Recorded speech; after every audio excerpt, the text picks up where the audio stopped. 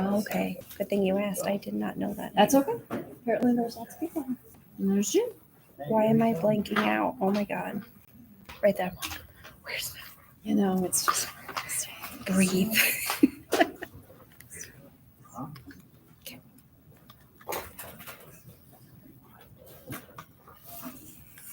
Sherry, I'm gonna just welcome you to the. Okay. I'm not gonna tell anything about you if that's okay. Yeah, that's fine. What's your home address? Okay. Airplane mode.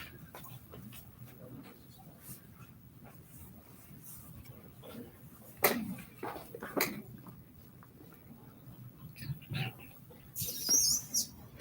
think we're ready when you are.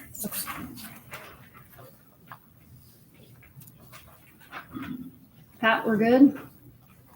All right. Yes. We're good? All right. Welcome, everyone. My name is Lisa Jepson. I'm the chair of the Planning and Zoning Commission. I want to extend two special welcomes. One, thank you, concerned citizens. We genuinely appreciate people taking time out of their evenings. You're busy people. You care about what's going on. We will have time to hear your concerns. We appreciate your willingness to come out and be engaged citizens. So thank you for doing that. Second welcome is to Sherry Monahan, who is our newest member of the Planning and Zoning Commission. Welcome, Sherry. Thanks. We are calling the meeting on Monday, November 28th, 2022 to order. Tiffany, could you please do roll call? Jim Craig. Here. Kevin Neef. Here. Lisa Jepson. Here. Kenny Jones. Here. Jim Langmo. Here. Sherry Monahan. Here. Jeff Cater. Here. Second item is approval of the agenda. Pat, is there anything to add to the If you agenda? need to. The only thing added to the agenda was another sheet of approval from the fire chief regarding the planned new development preliminary plan. And that was made available online, and it also, I believe, a hard copy in front of each one of the members of the commission. Commissioners, can you all see your copies? We're good? Yes. All right, thank you. All right, I need an approval of the agenda. May I have a motion, please? Also move. I'll second. Kenny approved, Kevin seconded. All in favor, please say aye. Aye. Opposed? Motion carries. Item number 3, approval of the July 25th, 2022 regular meeting minutes. Let's take just a moment and have those minutes up for us, if we can. And does anyone need a minute to review them?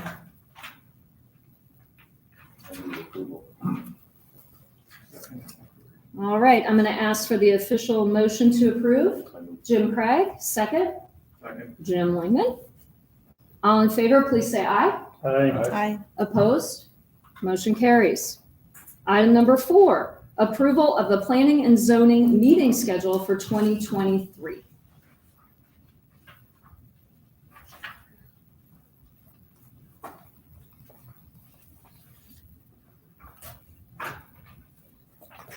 Motion. I'll second. All right, so we have a motion from Kevin, a second from Sherry. All in favor? Aye. All right, motion carries. I think we were extra official on that.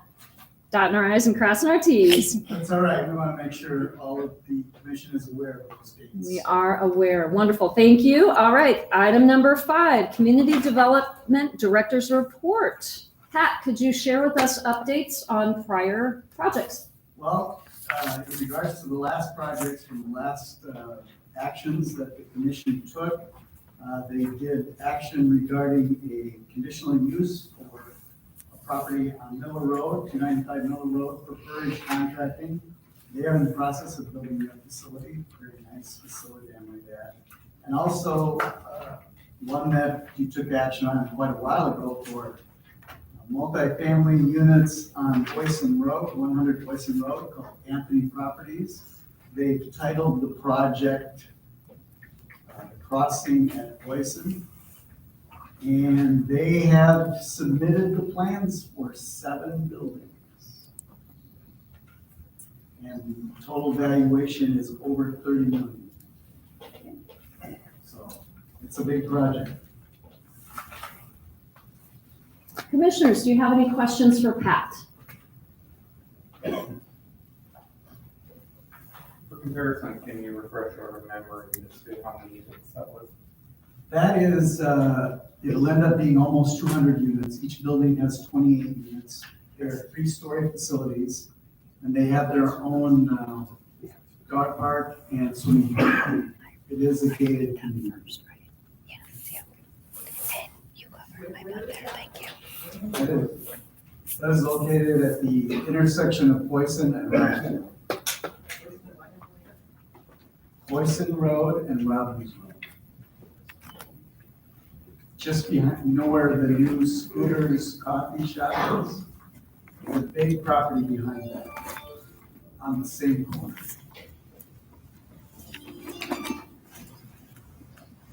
Any other questions for Pat from the commissioners? Remember, does that house come down right in the curb? They're actually working with the fire department to burn that house. I thought it looked like it was dilapidated.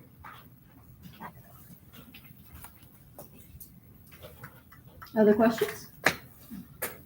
Okay, we are going to move into the public input phase of the meeting. So I want to assure the crowd that there's no need to rush the podium. We have a very specific process for taking comment, and we want to hear from you. We'll do it in a very specific order. So the first thing I'm going to do is read the resolution, and then I'm going to ask if anyone is present to speak on behalf of the project. So here is the resolution. Consider for resolution for recommendation to City Council to approve the Sand Development LLC request to rezone the property known as Hiawatha North, Edgewood Road, 50th Edition, Lot 1 in Lynn County, Iowa, from C2 to R7/PUD, amending the zoning district map as specified in Ordinance 165, Section 165.17. So the first person or people I'm asking to speak is there anyone here present on behalf of the project who wants to speak about it? And I believe there is.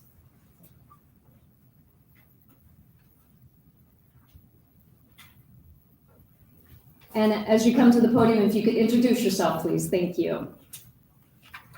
Yes, my name is Richard Sova with Landover Corporation, working with the sand companies.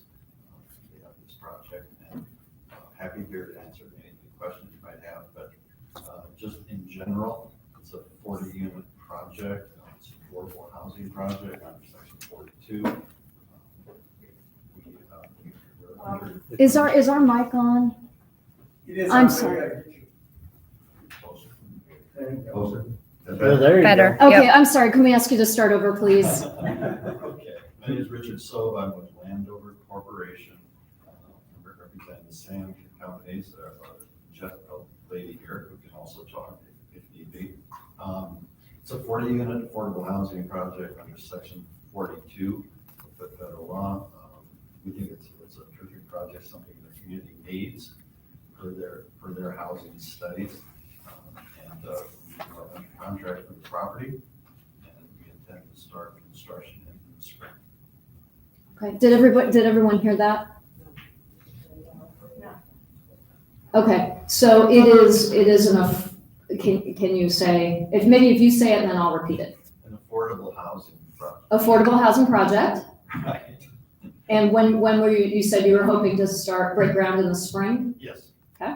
Perfect. You're excited for the project, you said it was a great project, Yeah, it is. okay? Also projects that's needed for the community. A project that's needed for the community. Do you want to elaborate on that? It is a Needed senior how? project, but I'm sorry, it's a what project? senior. Senior project, yes. Clearly, I'm well on my way.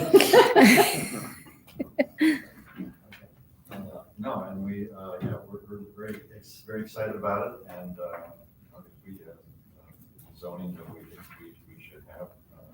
Like I said, we'll start in the spring. All right, at this point, I'm asking my fellow commission members if they have questions for the petitioner. Oh, sorry, you don't get to leave. or someone, if you, I'm sorry, I didn't make that clear. The commissioners get, this is the oral examination part of your dissertation, so yes. My name's Carr, with Land Development. So Richard and I are working together, but I'm happy to answer any questions you guys may have. All right, commissioners. I'm just curious, have you had any conversations with Fairway on this? We have not to this point. No, we were working on the rezoning in anticipation of hopefully applying for some Iowa economic development funding that was coming out through ARPA funds, but that's not going to work out for various reasons. As of right now anyway, because of the regulations they've put in place with that. And so we worked on the rezoning in the hopes to submit that application. So we will have further conversations with them as we work through the process. Can you bring the mic closer to you? Yeah. Thank sorry. you. It feels Sorry. really close. I'm reading comments on YouTube, so thank you. I have a question for you. You mentioned the housing study. Were there specific 55 plus housing needs identified in that study that you Yes, I referenced? don't remember the exact number of units, but we, as part of the application to Iowa Finance Authority, IFA, or Iowa Finance Authority, conducts a market study for every application that's hired by a third party. And it's commissioned directly from IFA, and there was significant need. The 40 units was well below the actual need of the number of units in the community, for seniors specifically. Thank you.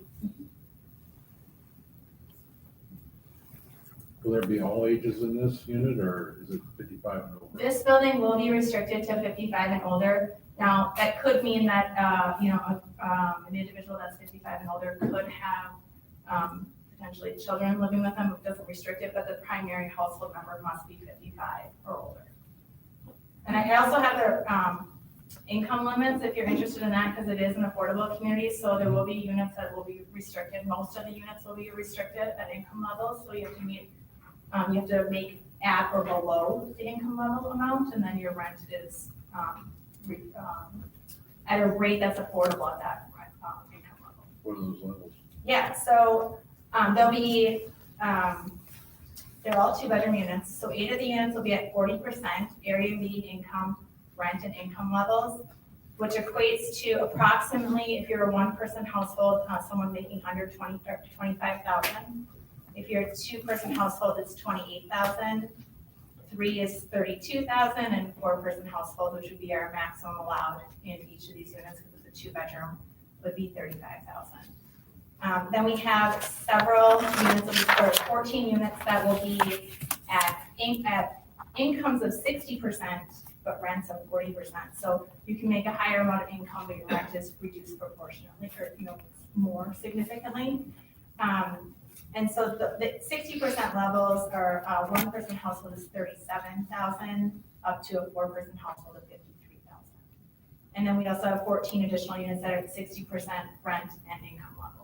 So there's those 14 in the middle are what we call rent reduction. So your income can be higher, but you pay a lower rent amount. And that was part of IFA's, or Iowa Finance Authority's latest allocation plan to try to reduce the rent burden for households in Iowa. Have you done similar projects like this in other areas? Yeah. In recent years? Yes. We currently have a senior community in Coralville, Iowa. If you're familiar with the area of Lantern Park nursing home, it was a nursing home kind of in the middle of a residential community. And we developed Coral Ridge Apartments, which is 55 plus. And that was developed, I think, in 2016-17 timeframe. It's 56 units, all 2 bedrooms. Very similar to these communities, they'll have in-unit washers and dryers, full kitchen appliance packages. Many of the units will have universal design or accessible features, as we want individuals to be able to age in place. So most of our units will have roll-under sinks in the kitchen and the bathrooms. They will have LVT in the kitchens and hopefully living rooms to allow for less carpet transitions. They will have showers that can be adapted and toilets that can be adapted with grab bars. I'm trying to think some of the other features we do. That building has a full handrail on the corridor, which our residents really like. So we'll be looking at that. We also are under construction on another senior building in Cedar Rapids. That is a 52-unit building. And all these projects that I'm talking about are all affordable under these same guidelines. They had different allocation plans, so they vary just slightly. But the Cedar Rapids project is right off of Kirkwood Parkway, next to Kirkwood Community College, or right near Kirkwood Community College. That building broke ground at the end of September and is hopefully going to open by next September. And that's 55 plus. We also have 3 family communities in the area. So we did not develop, but we currently manage Kingston Village Apartments in downtown Cedar Rapids. We have Coral North Apartments, which just opened in Coralville, Iowa. That is a 49-unit building, and it has, we just opened it like about a month ago, and it has, I looked this morning, 19 of the units are occupied per my report, which could be a little off because it has to be updated after everything's dotted, the i's are dotted, the t's are crossed. So we're around 19 units occupied there, and every day we're moving more people. And then we have another building our next apartments, which is in Iowa City, off of Hoover Highway and Scott Boulevard, if you're familiar with that area at all. That's a 36-unit building. And then we were selected on this project and Next Senior, which will be a senior building right next to the Next Family project. So once those are all done, I think 6 or 7, I don't know, I lost count. I was going through them, so. Your units that exist now in Coralville and elsewhere, how does the amount of parking you have allotted in those particular Yes. Residences or buildings compared to what you had planned here? Yeah, so we actually originally proposed a 1-to-1 parking ratio based on kind of what we've been seeing in senior. And when staff came back and said, we're a little concerned about the parking, we went back to our property manager at Coralville. When we developed Coralville, it was our first project that we developed in Iowa, and it was Coral Ridge Apartments. I'm talking about the senior building. And it was also one of the first tax credit projects in Coralville for a very long time. And so they were very concerned about parking. So I think we ended up there with a 2-to-1 parking plus some guest parking. And that includes underground parking. We had different funding sources that allowed us to do that. And almost every time you pull up, there's maybe 5 cars in the parking lot. And so it's way over parked, which is nice, but it's also not ideal because it takes away the green space and it also adds to pervious surface, et cetera, right now, water control issues. And so I talked to the property manager and I was like, where do you think we need to land? Like, how many cars do you have? She's like, well, we definitely have households that don't have any cars. And she goes, we have some that maybe, like only a handful that maybe have more than one. And so she's like, I would say you need to be a little bit over 1-to-1. So then what we did is we looked at the Cedar Rapids code to kind of just gauge like where does theirs fall. And that is what we proposed on the current site plan, which I believe is 54, thank you, I rounded up, yeah. 54 parking stalls. That is based on the latest Cedar Rapids code for senior housing, which is a little bit more than 1-to-1. But I think that based on talking with our property manager, and like I said, the property that we directly compared it to is all 2-bedroom units, just like this. It is a 55 plus community. It is right near a bus stop, which also is like this one. It's walking distance. It's a little bit further, actually, quite a bit further than this one is to grocery and other services. And so we thought that was a good comparison to kind of understand where parking we need to be at. And so that's ultimately how we landed at the 54 parking stalls that we presented tonight. So you raised it from 40 to 54? We did, yep.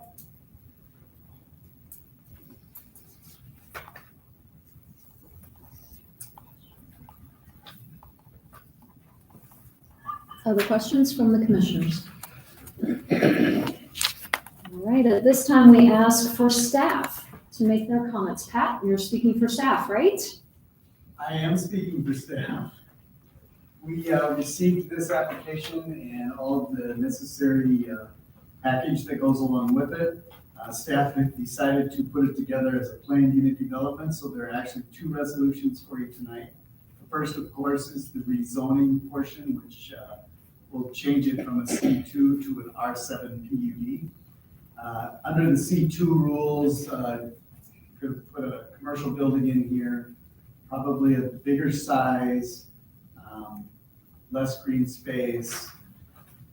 However, we felt in looking at it that this did fit the location, especially in light of our new healthy neighborhood concepts that we are putting together in our comprehensive plan.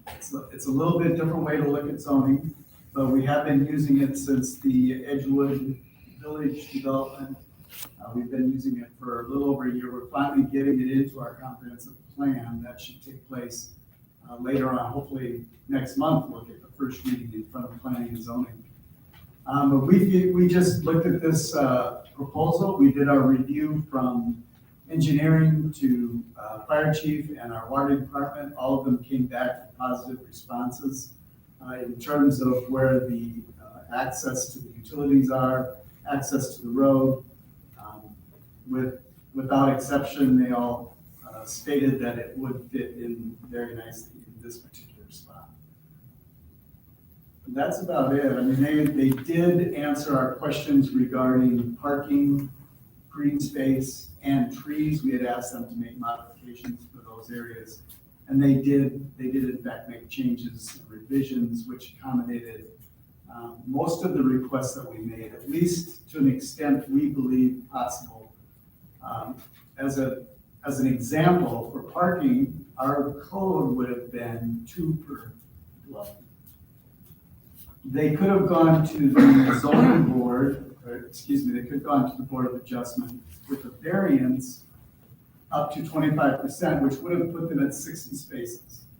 So we just felt that the 54 is really getting in that ballpark area where we would accept that, because right parking now is becoming as much an issue as over parking in the planning world, which I'm in. So we thought that was answered very well. The green space issue is an extra 25% green space over and above what would have been for the C2.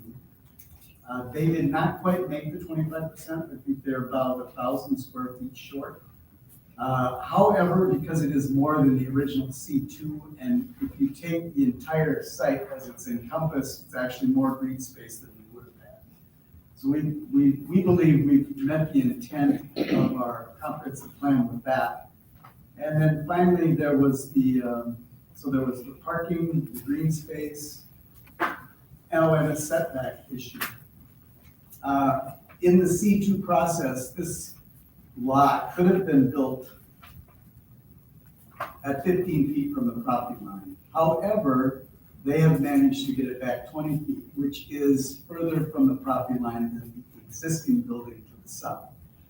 With that in mind, and with that building forward concept, it did allow for more green space, and it did allow for the parking to be increased to 54 units of parking.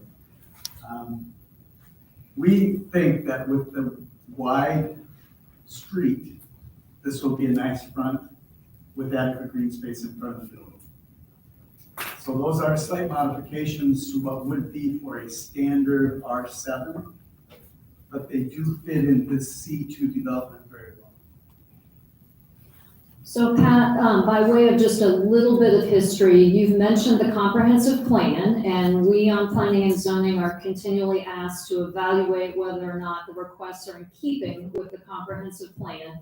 Can you share just very briefly what sort of citizen input, like how are citizens represented? How are their voices heard through the comprehensive plan?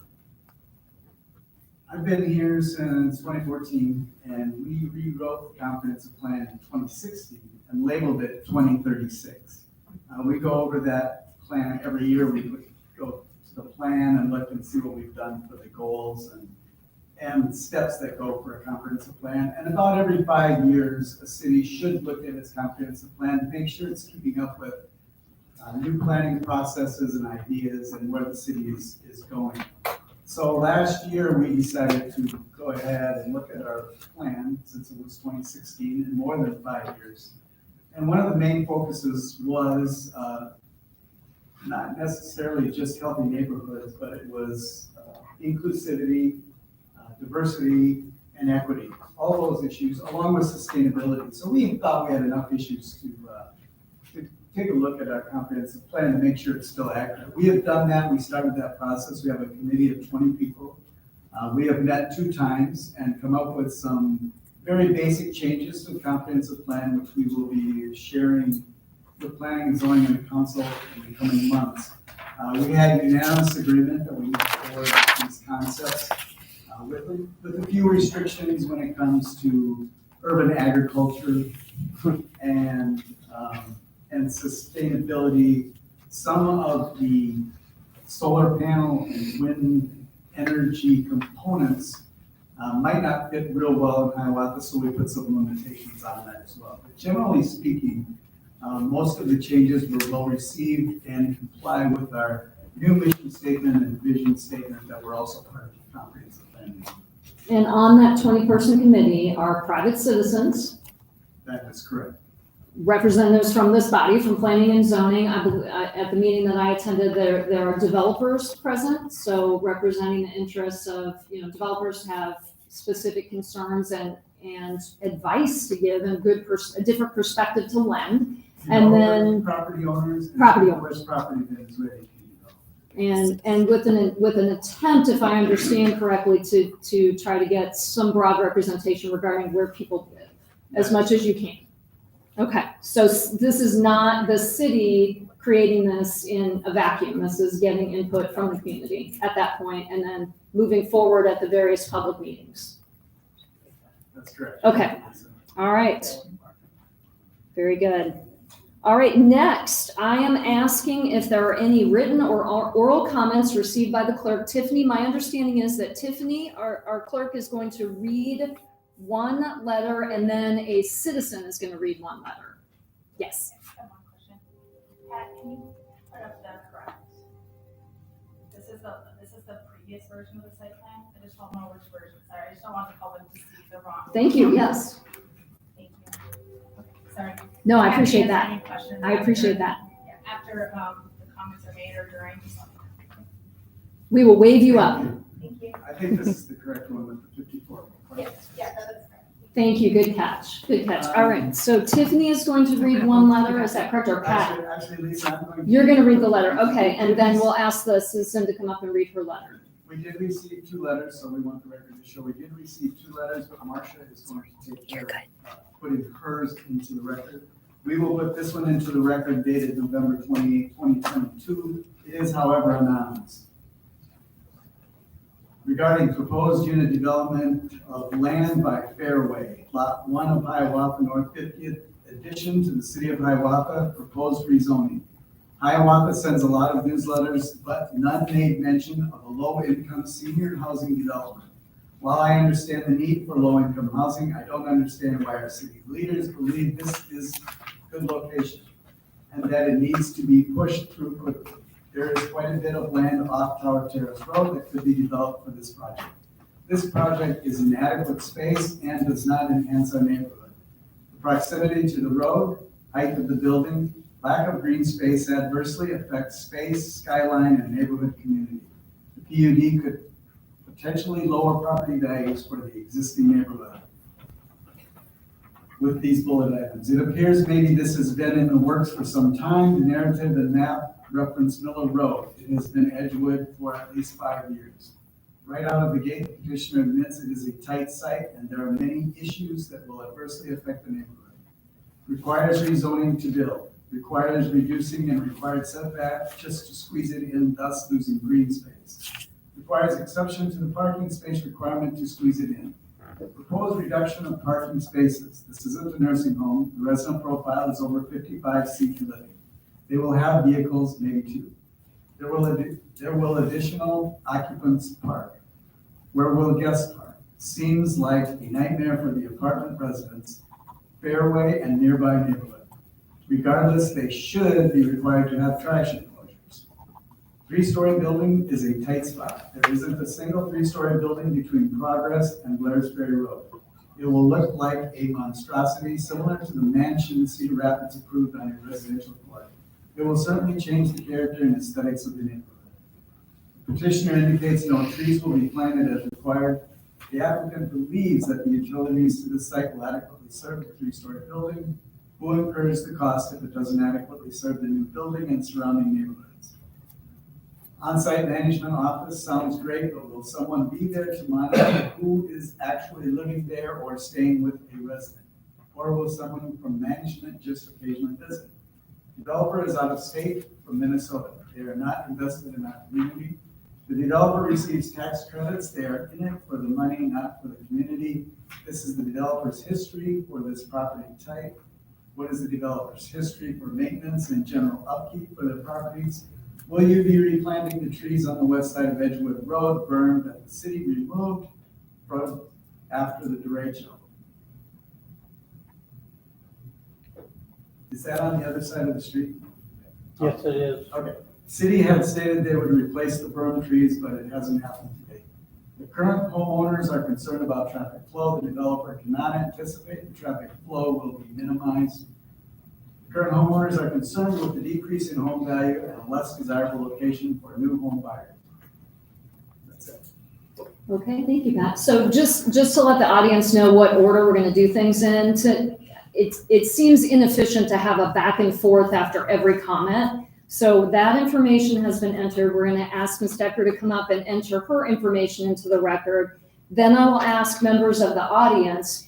Tiffany and I will try to keep track and categorize the concerns so that we can collect all the concerns and group them as best we can on the fly here, and then address them. So does that make sense to everybody? Because it's going to be very awkward if one person asks a question and Pat answers, another person asks a question, the developer answers. We're going to try to make this as efficient as possible and collect, most importantly, collect all of the concerns. So Ms. Decker, if you could come up and state your name and your address, please.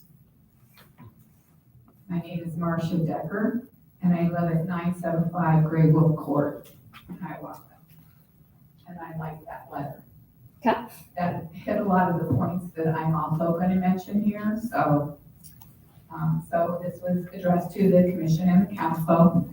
I'm writing to express strong opposition to the above noted PUD, the planned unit development, proposed rezoning of the following C2 to R7 and Hiawatha North 50th Lot 1. The proposed apartment building on the noted Hiawatha North 50th Lot 1 by petitioner Hiawatha Aero LLC. As by the petitioner's own statement of objectives, they are proposing reducing the front setback, reducing the number of parking stalls, reducing the open space due to the tight site. As president of the Villas of Wolf Creek Homeowners Association Board, I represent the interests of the 36 unit owners and HOA board. While our community may be unable to prevent development, it is felt this will be detrimental to the neighborhood as we stand opposed to the proposed rezoning as it applies to this PUD. The city of Hiawatha has references to aesthetics in several development codes and the comprehensive plan 2036. The lack of green space in the building height will adversely affect the neighborhood character and aesthetics. The current commercial and industrial neighbors to the east of the Wolf Creek neighborhood have adequate green space or are set back from streets that give the appearance of spaciousness as required by code. This development will have neither. And the future proposed widening of the Miller Road / Edgewood, it will further reduce the aesthetics of the space. This road is also planned to support a bike path and trail per city drawings. As the city hopes to enhance this area as part of its recreational development, it would be in everyone's best interest to improve, not reduce, the visual skyline and greenery. The city rezoning checklist, as completed by petitioner, also indicates no trees as is required by C2 zoning. And I will comment that I have seen this and that the trees that are put in there are close to where the road is probably going to be extended over. So how that's gonna work out, I'm not sure, but either the trees will have to go out or the trees will be too close to the new road. Continuing, this petitioner has several facilities in the community of Coralville, all with adequate space to build within and may fit well in their neighborhood. Built not to dominate or overwhelm. The space proposed for this building in Hiawatha is inadequate and does not enhance our neighborhood or the community. This PUD can potentially lower the property values of the existing residential neighborhood. The proximity to the road and height adversely affects space, skyline, and neighborhood character. Overall, representing our Villas of Wolf Creek homeowners and board, you are urged to disapprove the proposed rezoning effort by the petitioner. The opinions expressed are shared by many who have not managed to attend meetings, write letters, or emails. Thank you for your continued service and support of our community. Respectfully, Marcia Decker, President, Villas of Wolf Creek, HOA. Thank you. Thank you. We appreciate the fact that you wrote it down so that we have access to seeing all the points that were made, and we appreciate the fact that you signed your name and came to make your position clear. We appreciate that very much. So Pat, I want to interject one piece of information that relates to what I believe is a misunderstanding about how people were notified about this property. That was referenced in the letter, and I would like you to share how does the city notify people regarding a proposed rezoning like this? What are the rules? How do you do that? The city is required by state statute to make notifications for a rezoning in two methods, actually three. One is through the local newspaper, two is through letters, either certified or not certified, and three is through signage of the property. The letter requirement is any property within 200 feet of the rezoning property is to be receiving a certified letter. Any property within 500 feet or from 200 to 500 feet would receive notification by regular mail. The notification simply states that a rezoning is proposed within a certain footage of their property, and they can contact the city for details and for input. This letter requirement actually goes away if there are more than 10 letters required. However, the city has always defaulted to sending the letters anyway. And you did that in this And we case, did correct? You send followed those. all of those requirements. We did Okay. send these letters. There had been a misunderstanding, and I think it's important for the citizens to know that the city has rules that it is obligated to follow and that it followed them. Okay. All right, so now I would like to ask members of the audience who would, bear with me, who would like to speak in favor of the proposal. The record will note that no one has stepped forward from the audience to speak in favor of the proposal. Now I want to ask if there are members of the audience who would like to speak in opposition of the proposal. And I don't want to hurt anybody's feelings, okay? So we want you to come on up. We want you to give your name and your address. But if 7 people are going to come up and say that the building is too tall, I'm going to attempt to gauge the room by a show of hands as to how many people are concerned about that specific issue, because it's very important that we capture the breadth as well as the depth of citizen concerns. And it will get you home for dinner faster. Okay, so ma'am, you raised your hand first. Could you come forward, please? And name and address. And bear with us, Tiffany and I are collecting, we're trying to group all of the concerns so that we understand the full scope of what people are concerned about. Thank you. Fire away. My name is Patricia Hanna. My husband and I live at 2095 Boyson Road, which is right at the corner of Miller and Boyson. And in addition, I won't restate comments and observations that have already been made, but in addition, I understand the project is targeted to seniors, And I was curious if that is a permanent restriction or if that is subject to change in the future, because I think that's a significant point. I'm curious about who will do the actual property management, who is responsible for that on a long-term basis.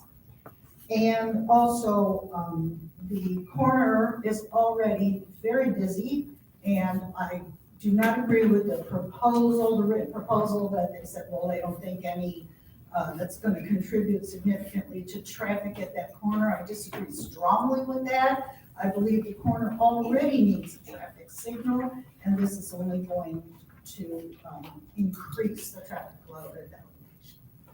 So thank you. I want to answer one of your questions. She did say they could have children living in that apartment, okay? She did Yes, say I that. understand something, Okay, maybe the grandchild is part of it. Yes, I was wondering if going forward, if the senior requirement would be, or could be dropped, and then it would be a low-income housing project, not restricted to seniors. I got you. Thank you. You've got it written down, thank you. I have a question. Please come up, yes, absolutely. Doris at 2180 Greenwood. It was mentioned that it's over 55, and in my experience, that does mean no children unless they're visiting. So why is this different? Okay, we will write that down.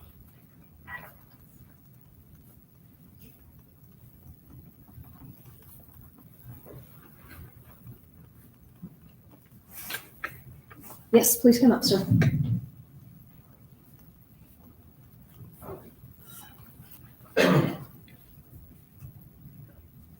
Can you hear me? My name's Harold Lindsay. I live at 845 Grey Wolf Court. In the past, I have been involved as a realtor in commercial properties, et cetera.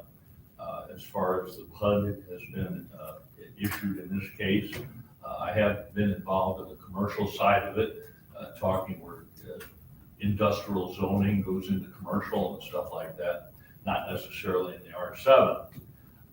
I think this lot, number one, you'll find that they've even stated it. This is why they have to go into the PUD type of situation, is to get these things waived. Parking is an issue. I built one of the first townhouses over there in '04. Traffic was very minimal. Guess what it is today? And guess what it's going to be after the Tower Terrace gets completely done and the Edgewood Road is there. I think this lot is entirely too small to do this. They have Iowa City and Coralville. We're talking about two completely different animals when it comes to the people that are in both communities. I believe I heard years ago, the Coralville and Iowa City area is calling it a transit area. It's not necessarily what you picture, but because of the university and the Iowa hospitals, sometimes it's a 5-year average where someone would be there. So looking at Hiawatha and looking at building down there, you're dealing with two completely different economic areas. The lot is too small. We are going to mention the 3 stories. There's nothing around there. I say our area is an upscale, nice area being kept up by the people that live there. So please think about that. Thank you. Thank you. Thank you, Harold.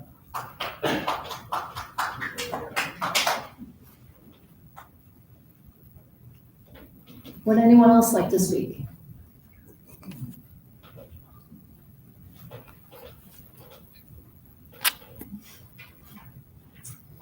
Hi, I'm Jeannie Parker, and I live at 2320 Wolf Creek. We're 25-year residents of the neighborhood. And I guess my major concern is the road, because Edgewood Road 20 years ago, they talked about expanding it to 4 lanes. And if we're adding this much traffic, it looks like the parking lot empties into the fairway parking lot and not a street or a road. That's a concern. But can you address what the future is of Edgewood Road? Is it gonna be 4 lanes someday? Because there's obviously not enough room to put a 4 lane in there. almost the way it is now. I think a lot of people have that concern, so I have that written down, yes. Then he's going to answer some of the developers. Okay, I'd like to take a show of hands so we can get an idea. I appreciate that everybody didn't come up and say the same concerns, but I want to get a show of hands to accurately reflect your concerns. So I'm going to try to categorize this and raise your hand if you share this concern. We have heard the height of the building, it's too tall. Do you share that concern? Okay, that's pretty much unanimous. Concern about traffic, enhanced traffic, okay? Concern about an insufficient setback, is that phrased properly? Okay. Reduced parking, okay? Lack of green space, okay? All right, and then we're going to get clarification on the future of the roads. So I know that that's an important issue that I want to make sure. Potentially, okay, so lack of green space, trees. Yes, sir. I'd like You- to have one more. Come on, you please do. Come on up. Come on up. We'll take your name and your address and we'll add you.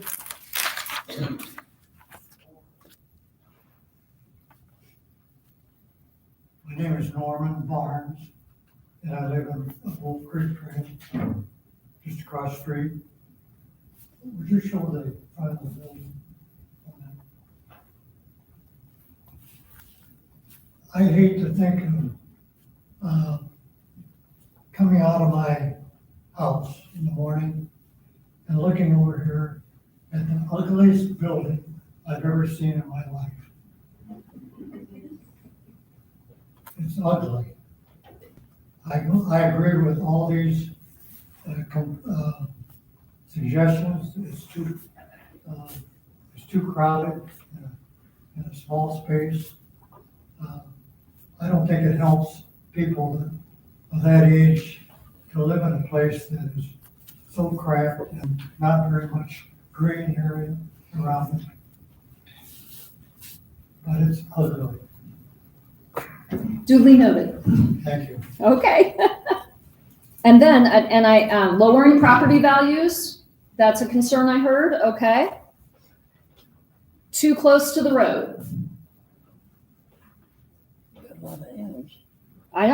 Absolutely. People are concerned. We want to take that down, that you're concerned about that. Lisa? I Yes. just want to add that it's because of the height and the setback. That's where it's a lot of it's about perspective. Okay. In that area. And with it being that tall and that close to the road, it makes it appear much larger. I would love to show you the picture I took out of my window this morning. And what I'm gonna lose with that building there, because it's gonna be right up in my face every morning where the sun comes out about this time of year. So that's a huge, the aesthetic look of the skyline in the area, I think is very important. So I've added to the list of concerns that it's the combination. That's what you're sharing with me. It's the combination of the height and the closeness that is creating a visual concern that is together. Put them together. Yeah, I thought too, signage in some cities, they limit how tall the signs are. The reason for that is because of the appearance and how it seems and right now, if you come and look out my window, I'm straight across the street from Fairway.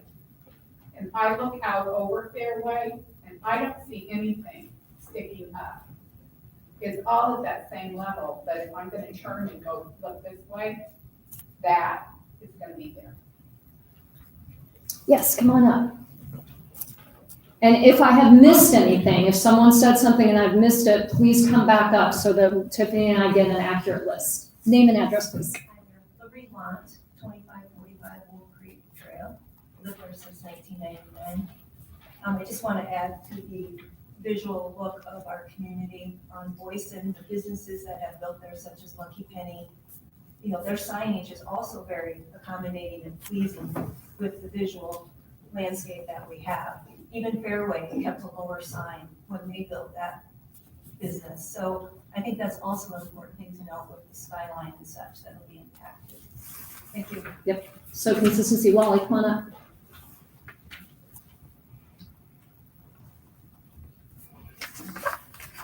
Wally Dunham, 2160 Wolf Creek Trail. Couple of questions. I don't know if they'll have the answers, but Fairway, they're gonna be involved in this because according to the plan, they're gonna take part of their entrance, use their parking lot to access their parking lot. Do we know if Fairway has, I can actually answer that. Fairway is using this property for their driveway.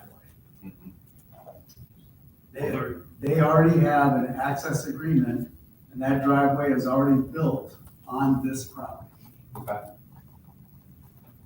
Then the other Yes, they're question, gonna share. Yeah, that's a requirement. okay.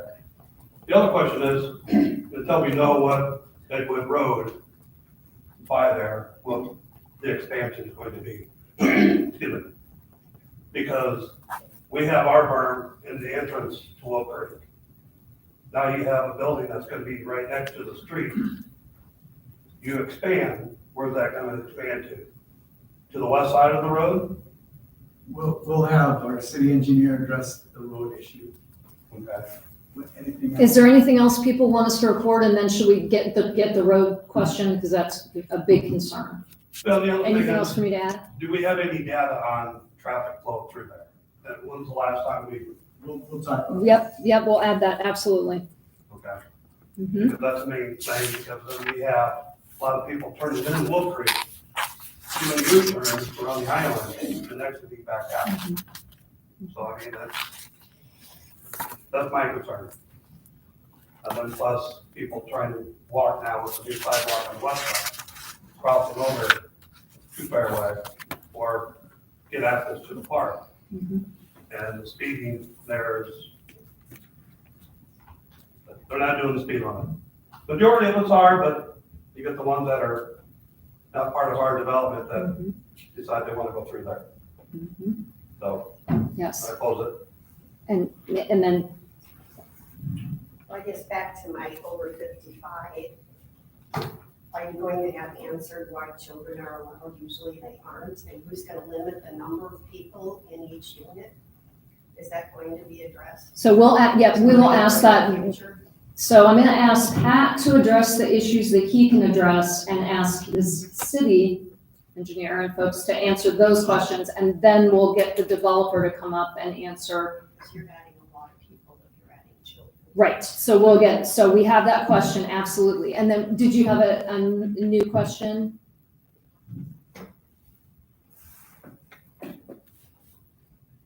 Scott Carnes, 2190 Gray Wolf.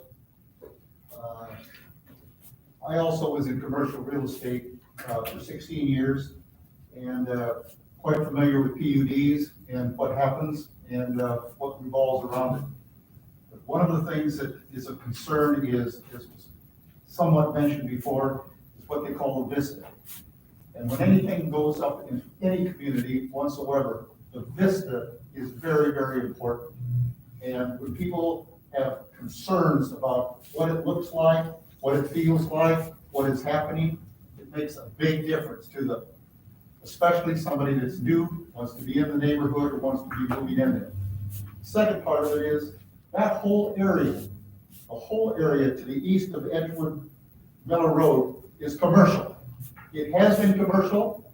It never was going to be anything else but commercial. I had that property listed. I had many inquiries about that property, and all of them were commercial. Okay? Because of the size of the buildings that they want to build or what they wanted to do, it never would fit in there.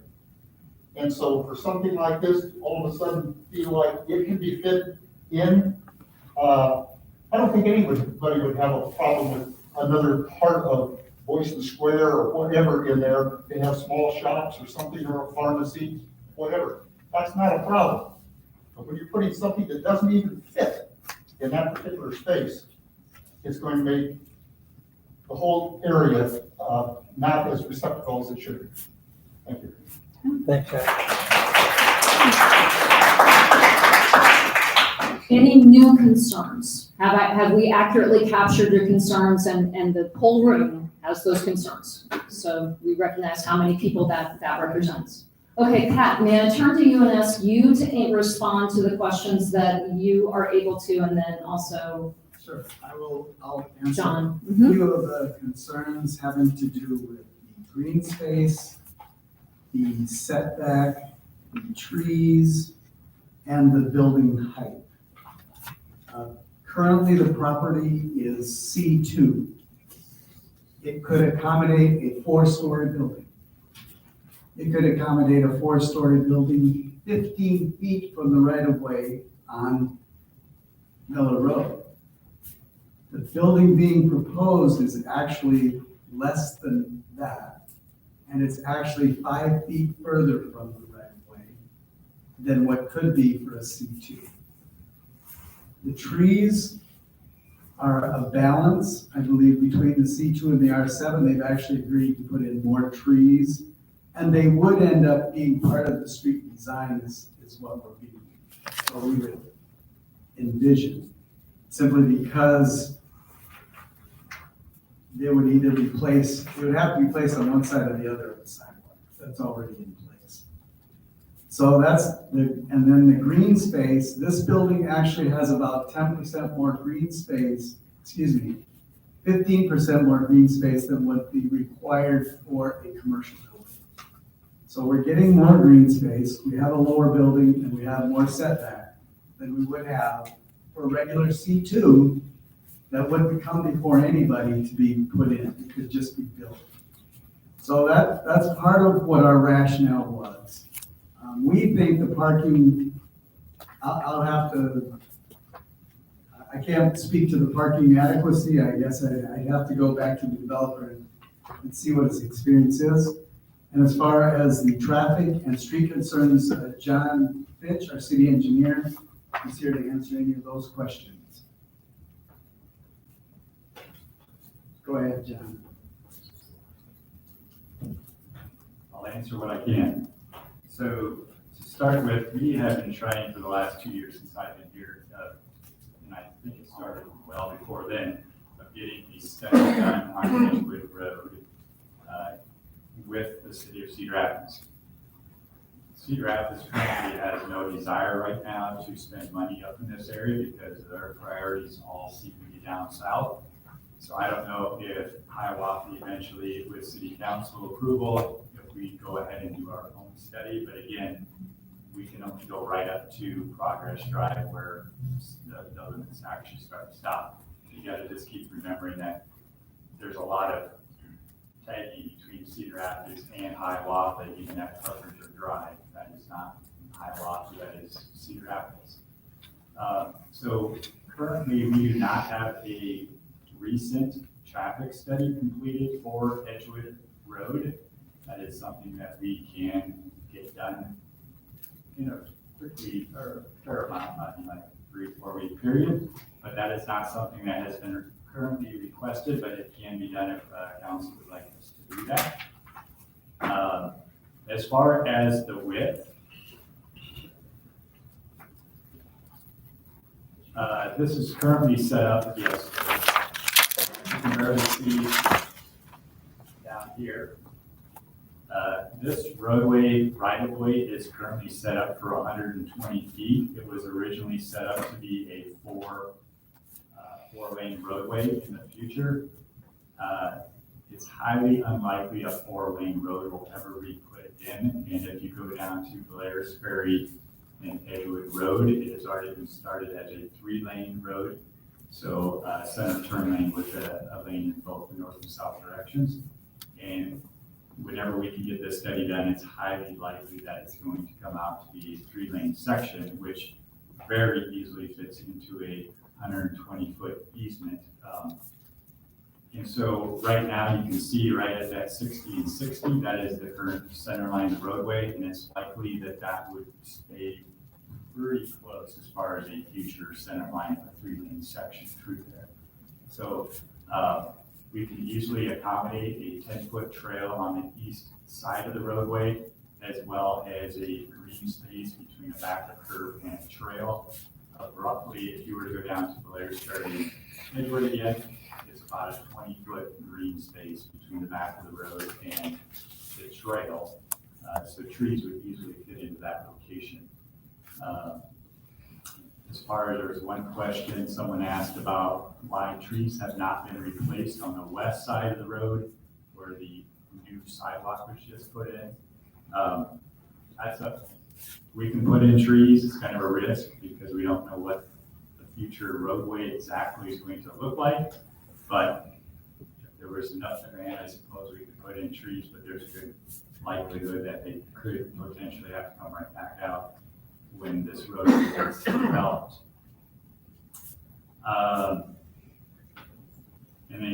And to go with the traffic study, we could also have the consultant that would do the traffic study, we could have them look at the intersection as well and get traffic counts and provide a recommendation as to a signal. But the biggest issue, I'm just going to put it right out there, is that it's hard to put in a signal at Boyston and Edgewood Road when Carpenter has not been redesigned to line up with Boyston. And that we already have the land and the right of way to work with Cedar Rapids to align that roadway so it actually is a true intersection and not an offset intersection like it is today. So I just wanted to point that out as well.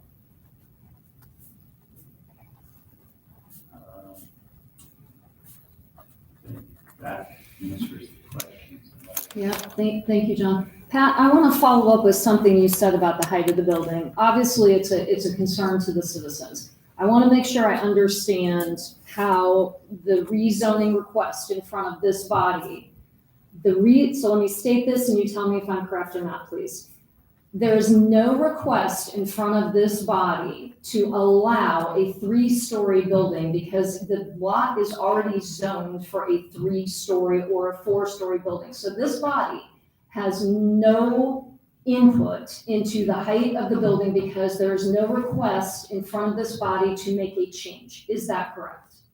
That would be correct. Okay, so we have nothing to say about the height of the building as planning and zoning because there's no request before us about that.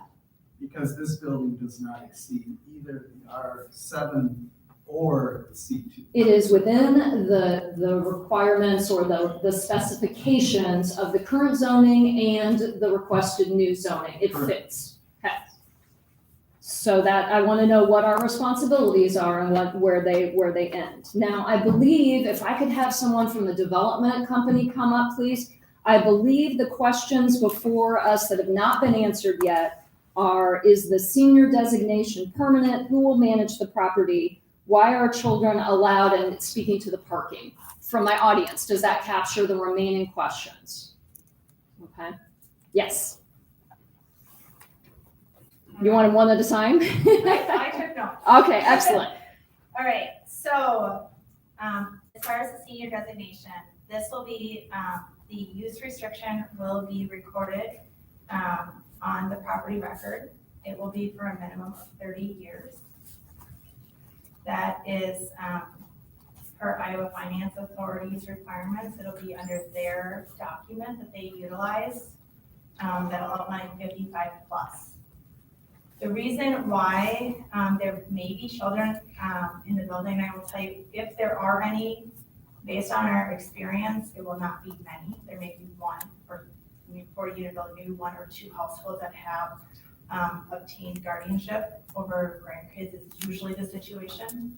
And so, but the reason why that is you can't limit someone, if they qualify as a head of household at 55 and older, you can't limit who their household is made up of. You couldn't say, well, you can live here because you're 55, but because you have children, that's a familial status. That's in violation of fair housing.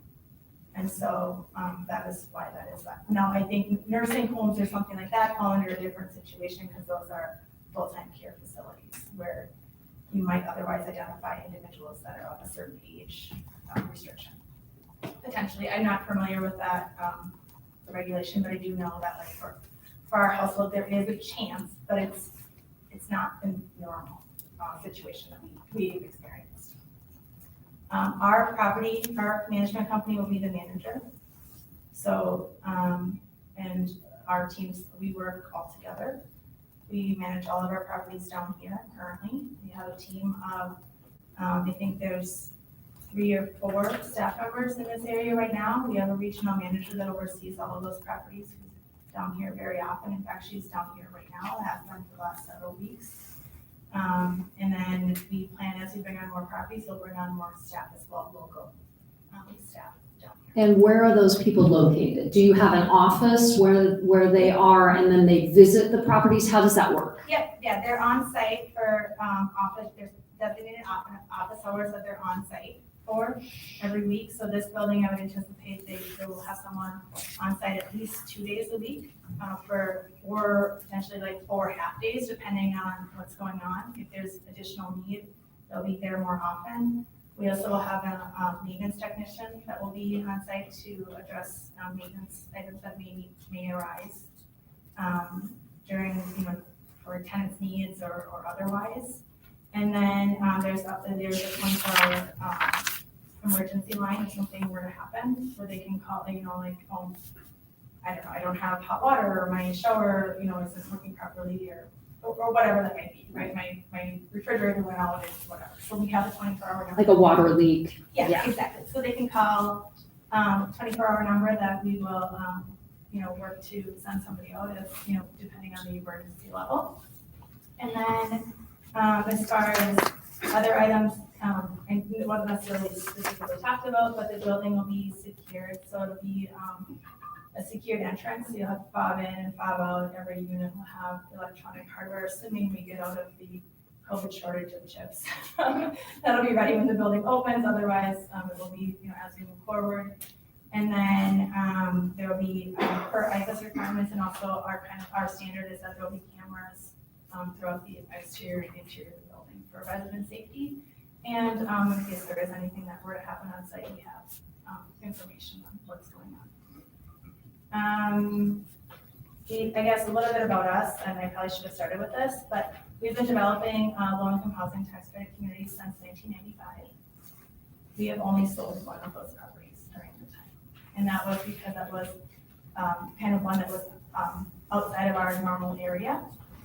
We currently have approximately 45 properties that are either operating or will be operating within this year. And that's an approximate number. I don't have an exact number. We're somewhere between 45 and 50 units. Our team develops, designs, constructs, does the construction, and we manage the properties. If there's any issues, you can call me, and I will pick up the phone, and we will figure out a solution, because it's our team that handles it all. So we are a family-owned company, and we have been for 30 years, and we take a lot of pride in that. And I know we're not local to Cedar Rapids or Hiawatha area, but we do have a lot of properties down here, and we do intend to keep our promises. When we say that you can call me, you can truly call me if there's an issue, and I will pick up the phone, or I will call you back, and we'll figure it out. And that goes, I'm happy to meet with any residents that are here tonight. I did hear, that it's an ugly building, so we can talk about that and maybe look at some other options. But that is truly, I never like to walk into a room that's filled with people who are in opposition to the project, because I truly do think that when we're done with our developments, we do serve a unique population that really does need housing. I believe everyone needs housing, and finding affordable housing is really important for a lot of families and a lot of seniors, and I think this building will serve those individuals and families for a long time. So. Quick question. Just to clarify this 55, now what happens if I'm 45 and I'm disabled? Can I qualify? Or you have to be 55?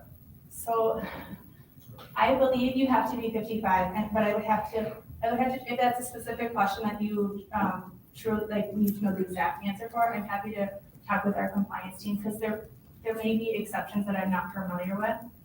But my understanding is that you have the primary household individual needs to be 55. Now that could mean that if your spouse was 55 and you were 50, but you know, yeah. But yeah, if that's a specific question that just for future reference, I'm happy to talk to you offline and we can connect with our compliance team. They review everyone that moves, so I guess that kind of runs to a point. Everyone that moves into our building has a criminal and credit background check run, which is more than any individual homeowner would have to have or your neighbor would have to have. And that's all run through it's all completed through a third party. And then before anyone can move in, our compliance team has to double check that they meet all the qualifications of the building. So that they are 55, that they've income qualified, both meeting under, but also the ability to pay the rent. That their criminal background check has met the screening criteria. And that their rental history. And so they go through that the property manager reviews it, the regional sees it, and then our compliance team is the final sign up. So that's why I'm saying there may be an exception that I'm not familiar with because I don't work on that team, but I'm happy to contact you offline. Okay, sorry, I just wanted to make sure that, let me just see what else. Can we circle back to parking? And I Yes. want to clarify a term that Pat used, which is basically right sizing the parking. I think in the past, the prevailing sentiment was you can never have too much parking, right? But now that we're concerned about water runoff and we see more value from a sustainability perspective in green space and those sorts of things, I don't think that's the prevailing sentiment anymore. So can you just really quickly summarize, why are you comfortable with your proposal with respect to parking? Yeah, so the biggest thing that is that we changed it from 40 stalls, which would have been 1-to-1 to 54. And that was after talking with our property manager in Coralville, which I said, this property is very similar. Coral Ridge sits in a neighborhood community. On all four sides, it is surrounded by single family or duplex homes. Oh, I think there may be some townhomes just to the north of it. It is located 1 block from a bus stop. It is located probably 3 blocks from a grocery store, maybe a little bit further than 3 blocks from a grocery store. And it's all 2-bedroom units and it's a 55 plus community. And when talking with the manager, I was like, do you have more than 1-to-1 parking? Because that was the question that staff raised. And she said, yeah, we have a little bit more than that. And I said, well, do you have a need for 2-to-1? And she's like, no, that is way too much parking that we have. That we would never need that much parking.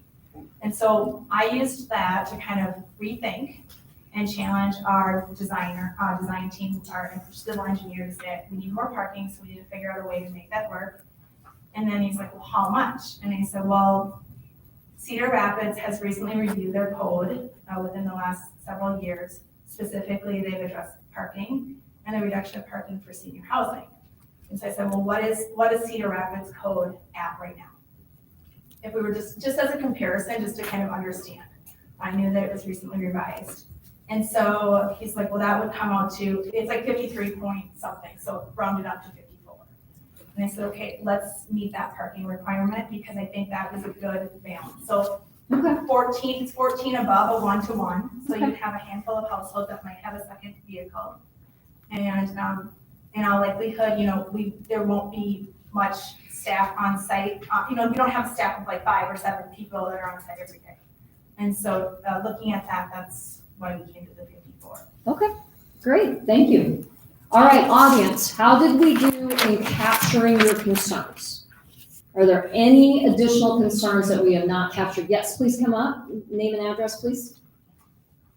In capturing your concerns. You may not like the answers that you have received, I respect that, but I want to make sure that we are capturing your concerns. Judy Carnes, 2190 Gray Wolf. I have a concern, is there any kind of cap on how many people can live in a unit? I'm going to ask you to come, if you don't mind, just coming back up. We got a question? Okay.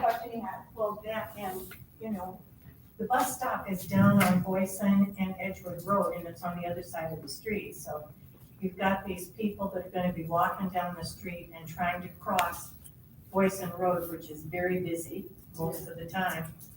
And I don't know how that's all going to work out for them. I'm going to ask you to address the capacity and John to address the fact, because I think they can walk down and cross at the crosswalk, if I'm remembering this correctly. So if you can talk about the maximum capacity, please. Yeah. Yep, so our properties generally allow 2 occupants per bedroom, so up to 4, but in a senior community like Coral Ridge, for example, we generally see 1 to 2 people. Actually, I don't even know if we have one unit that has 3, especially 3 adults. I can't think of one unit that we have that. I think there's 1, maybe 2 units that currently have some children, like 1 or 2. Probably children. guardianship of Yeah, grandchildren. guardianship, Okay. exactly it. Okay. But otherwise, for adults, like, it's usually 1 to 2. Okay. Yeah. That answers. But we allow up to 4. Okay. And then, sir, did